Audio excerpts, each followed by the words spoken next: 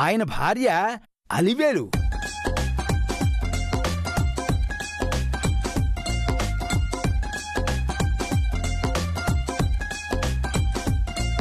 వారి గారాల పట్టి, అందాల భరిణి కుందన బొమ్మ.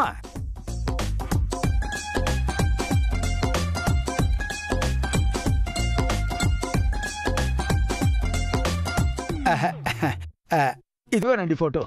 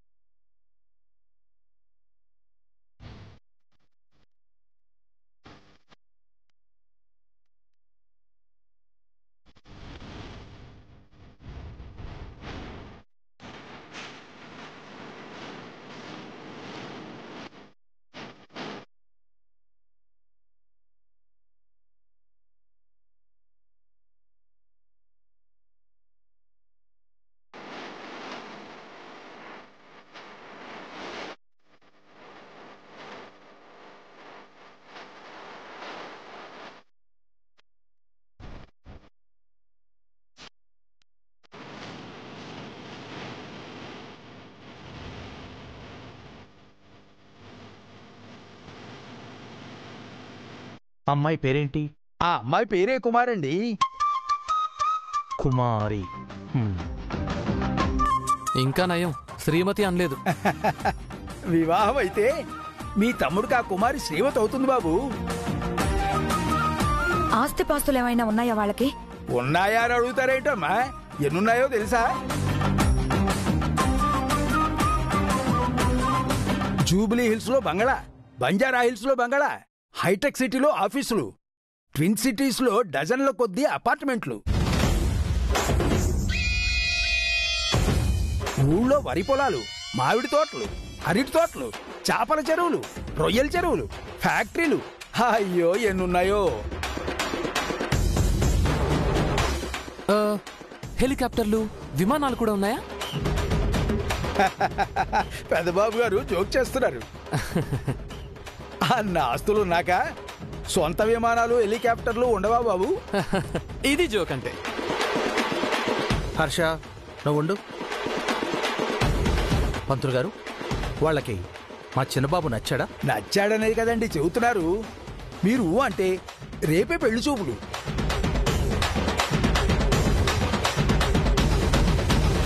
చాలా స్పీడ్గా ఉన్నారు. జెట్ స్పీడ్తో ఉన్నారు. మీరేమంటారు ప్రసాద్ బాబు గారు? చూడండి, అందం ఆస్తి ఉందంటున్నారు, మావాడు నచ్చాడు అంటున్నారు. వాళ్ళకు ఓకే అయితే మాకేం అభ్యంతరం లేదు. సంబంధం ఖాయం చేయండి. తొందరపడకండి మావయ్య గారు. వాళ్ళు ఎవరో ఎలా ఉంటారో తెలియకుండా సంబంధం ఖాయం చేసుకోవడం ఎందుకు?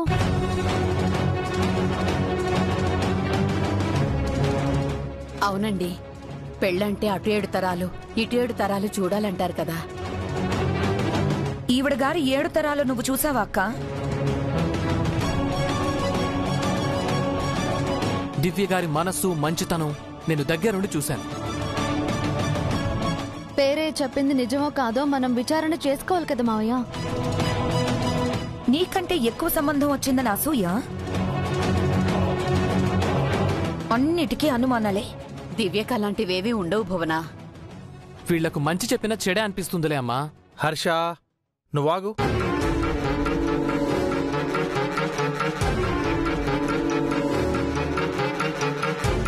పంతులు గారు, మా కోడలు చెప్పింది కూడా నిజమే.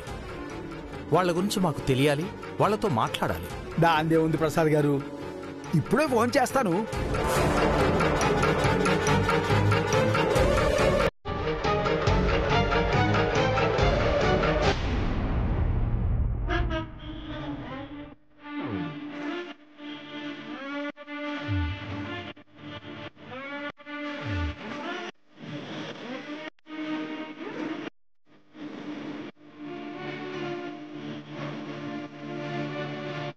ఇదిగో మంచినీళ్ళు.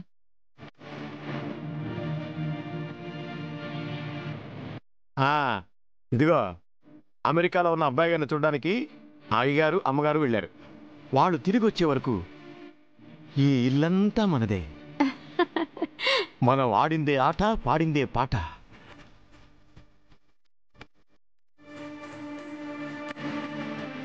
ఆటపాట సంగతి మనకెందుకు కానీ ఈ ఇల్లు మందని చెప్పి పేరయ్యని సంబంధం చూడమన్నాం. పేరయ్య లాయర్ రాజేంద్ర ప్రసాద్ గారి అబ్బాయి సంబంధం తెచ్చాడు. ఆ అబ్బాయే నాకు కాబోయే మొగుడు. పెళ్ళంటూ చేసుకుంటే బాగానే చేసుకుంటాను.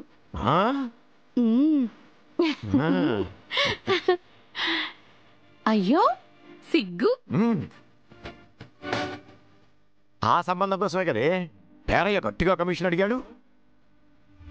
అయ్యగారు అమ్మగారు తిరిగి వచ్చేలోపు ఈ పెళ్లి జరిగిపోవాలి. ఆ తర్వాత నిజం తెలిసినా ఏం జరిగినా ఏం పర్లేదు.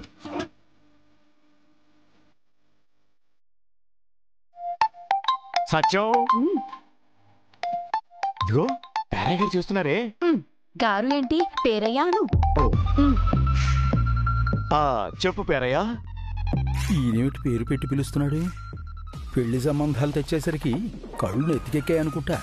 నా కమిషన్ వస్తుందిగా, అప్పుడు చెబుతాను. ఇదేదో ప్లాన్ చేసినట్టుంది. హలో ఏడుకొండల గారు, నమస్తే అండి. ఇదిగో మీ వియ్యంకుడు గారు మాట్లాడతారట. వియ్యంకుడు వియ్యంకుడు ఆలు లేదు చూలు లేదు, అల్లుడి పేరు సోమలింగం అని. అసలు పెళ్ళే కాలేదు, అప్పుడే వియ్యంకులా?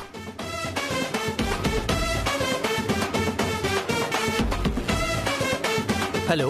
హలో బావగారు, బాగున్నారా? బాగున్నానండి. పేరయ్య అనుకుంటే అతన్ని మించిన వాళ్ళ ఉన్నాడు. వరసలు కలిపేసుకుంటున్నారు. మీతో సంబంధం కలుపుకోవటం మాకు చాలా సంతోషంగా ఉంది బావగారు. మాకు కూడా సంతోషమే. బావగారు, ఇదిగో మీ చెల్లెలు మాట్లాడుతుంది. హలో అన్నయ్య గారు, ఎలా ఉన్నారు? బానే ఉన్నానండి. మీరు మా అబ్బాయి ఫోటో చూసారా? వాడు మీకు నచ్చాడా?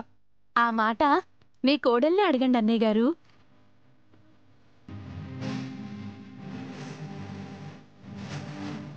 Hello uncle, how are you? I'm good. మీ అబ్బాయి నాకు చాలా బాగా నచ్చాడు.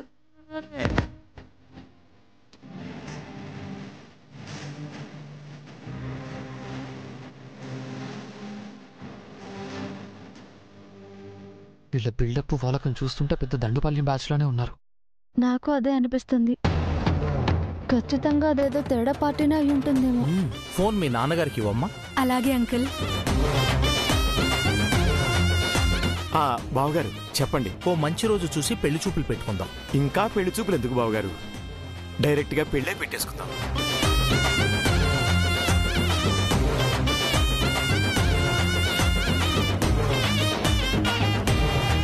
అలా కాదండి, మాకు కొన్ని ఫార్మాలిటీస్ ఉంటాయి కదా, అందుకని. అలా అంటారా?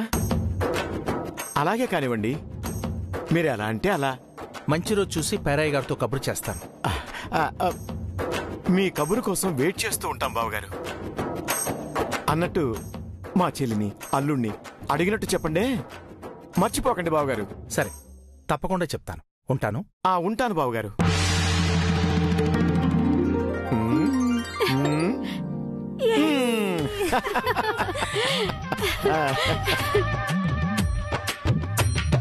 చూశారు కదండి, అది వాళ్ళ కలుపుగోలుతనం. అది కలుపుగోలుతనంలా లేదు, కన్నింగ్తనంలా ఉంది. నీ కళ్ళకు అందరూ అలాగే కనిపిస్తారు హర్షబాబు. అందర్నీ అనుమానిస్తారు.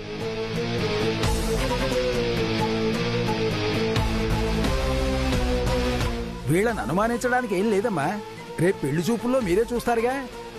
అందరూ కలిసినప్పుడు మీ అనుమానాలు ఏమున్నా అడిగేయచ్చు. తప్పకుండా పని చేస్తాం. వాళ్ళు మీరు ఎవరూ తప్పించుకోలేరు. ఏంటిది? అపశకనం కొడుతుంది. ఇక్కడ ఎక్కువసేపు ఉండడం మంచిది కాదు.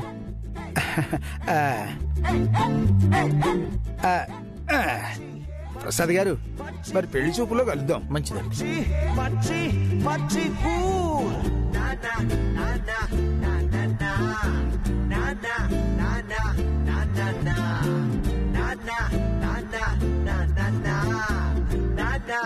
దివ్య, నువ్వు చెప్పినట్టుగానే దీపుకు పెళ్లి సంబంధం చూశాం. పెళ్లి చూపులు ఏర్పాటు చేద్దాం. వీలైనంత త్వరగా ఆ మల్లి సమస్య నుంచి బయటపడదాం.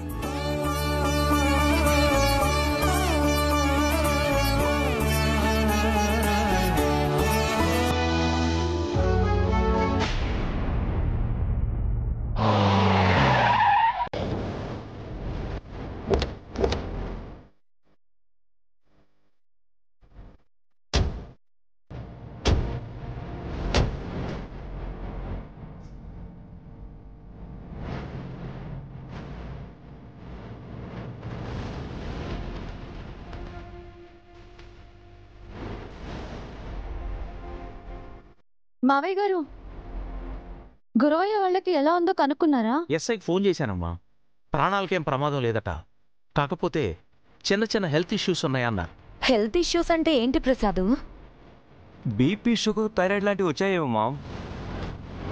యాక్సిడెంట్ అయితే అవెందుకు వస్తాయి? ఎందుకు వచ్చాయో అదైనా అడిగారా మావయ్య? అడగడం ఎందుకు? వాళ్ళే వస్తున్నారు చూడండి.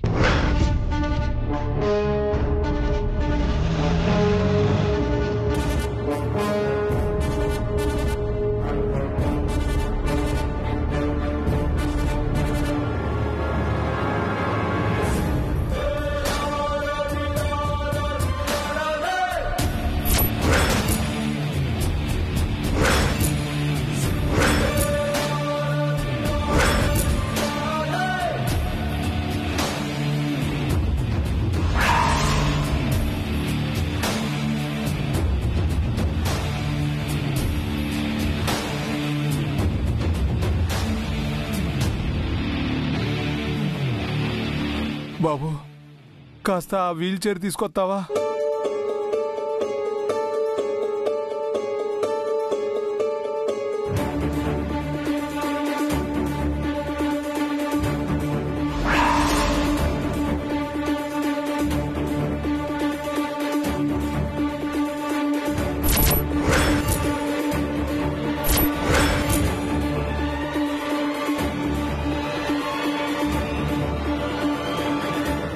పదమ్మా.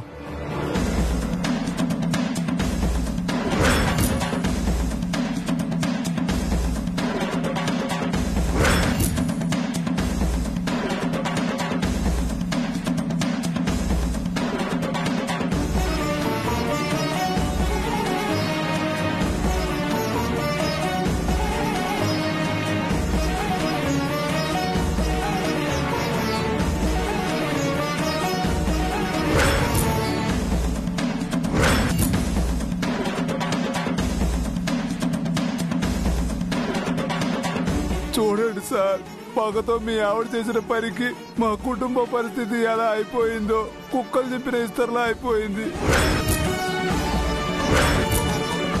నా 2 కాళ్ళు పోయాయి. నేను ఇంకా ఎప్పటికీ నడవలేనని చెప్పారు.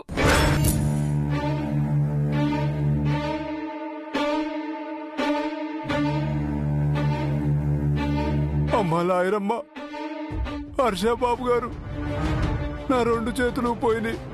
మీకు చేతులెత్తి దండం కూడా పెట్టలేకపోతున్నాను. పూనమ్మ గారు చేసిన పనికి నా 2 చేతులు పోయాయి. నా బిడ్డకు 2 కాళ్ళు పోయాయి.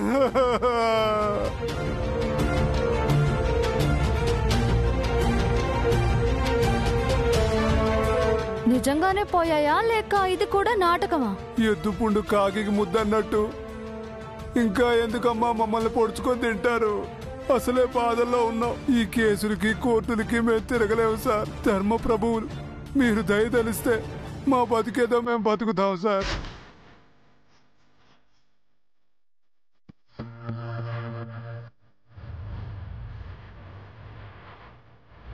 నా 2 చేతులు బాగవ్వాలంటే 25 లక్షలు ఖర్చు అవుతాయంట.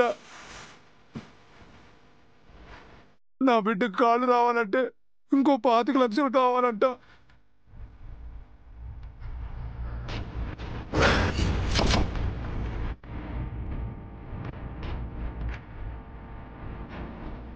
భయంతో నా పెళ్ళం ఇంటి దగ్గరే ఉంది బాబు. దానికి వచ్చిన జబ్బు ఏంటో తెలీదు. ఆ జబ్బు నయం అవ్వాలంటే దానికి ఇంకో 25 లక్షలు కావాలంట.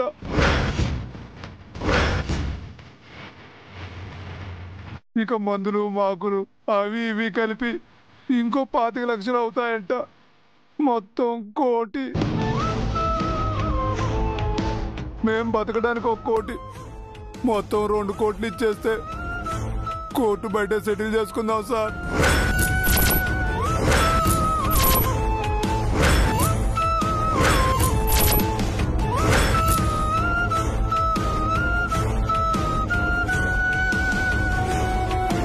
జీవితాంతం మీ పేరు చెప్పుకొని బతుకుతాం బాబు. మీ ఫోటో దేవుడు పక్కన పెట్టుకుని పూజిస్తాం బాబు.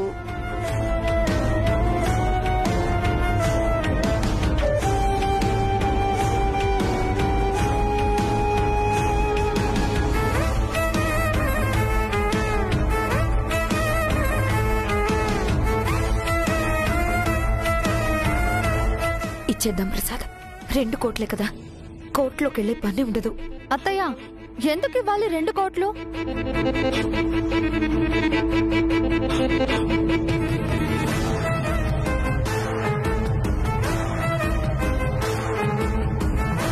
వీళ్ళు నిజాలు చెప్తున్నారో లేక నాటకాలు ఆడుతున్నారో ఎవరికి తెలుసు?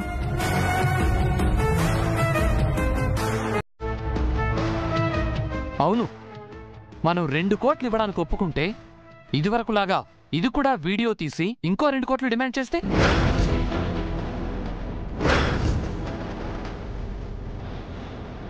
అవును, మొత్తం 4 కోట్లు కావాలి.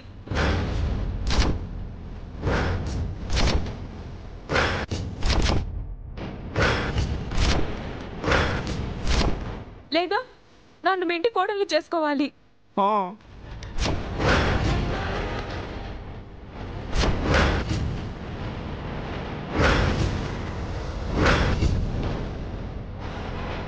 ఏ నిన్నెవరు పెళ్లి చేసుకుంటారే? నువ్వు పక్కా మోసగత్తవి, చీటర్వి. చచ్చినా నిన్ను పెళ్లి చేసుకోను. చేసుకోవద్దు బాబు, జైల్లో చెప్పకూడదు. ఏ బెదిరిస్తున్నారా? మీరు చేసిన బ్లాక్మెయిల్ మొత్తం నా ఫోన్లో రికార్డ్ అయ్యింది. అది పాత కేసమ్మా. మీ అత్తయ్య గారు చేసిన యాక్సిడెంట్ ఉందే, అది కొత్త కేసు, చాలా బలమైన కేసు. మీ మరిది గారు నా బిడ్డ మీద అత్యాచారం చేశారని సాయం చేయమని అడిగినందుకు మీ అత్తగారు మా ఇద్దరిని చంపబోయారని మేము కోర్టులో చెప్తాం.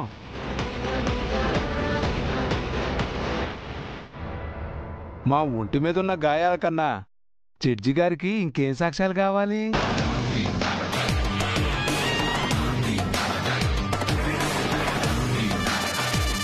మీరు మాకు వ్యతిరేకంగా వీడియో చూపించినా అది అబద్ధం, ఎవరితోనో డబ్బిచ్చి చెప్పించారు అని చెప్తాం. అప్పుడు అత్యాచారం చేసిన మీ మరిదికి, హత్యాయత్నం చేసిన మీ అత్తగారికి యావజ్జీవ శిక్ష పడుతుంది.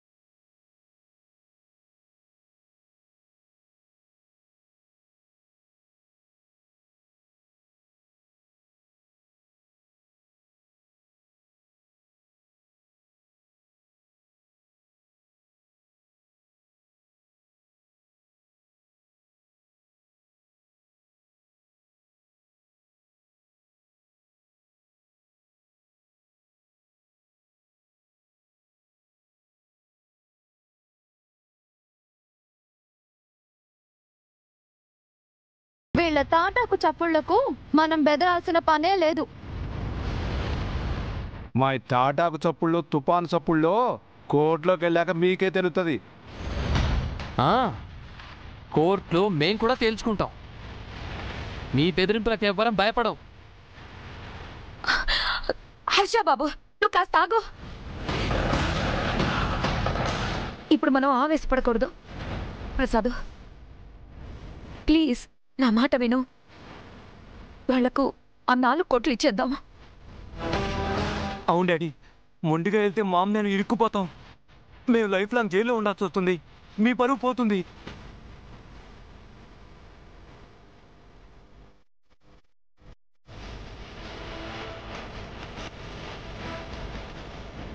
అలా ఏం జరగదు దీపు, నేనున్నాను కదా. అలా జరిగితే ఏం చేస్తావమ్మా? మేము జైలుకెళ్తే వారం వారం ములాఖత్లో కలిసి కబుర్లు చెప్తావా? మీ గొడవలన్నీ తర్వాత.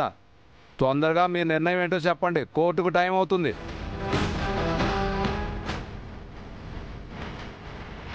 ఏదైనా బయటే, మేం కోర్టులో అడుగు పెడితే జాతకాలు మారిపోతాయి.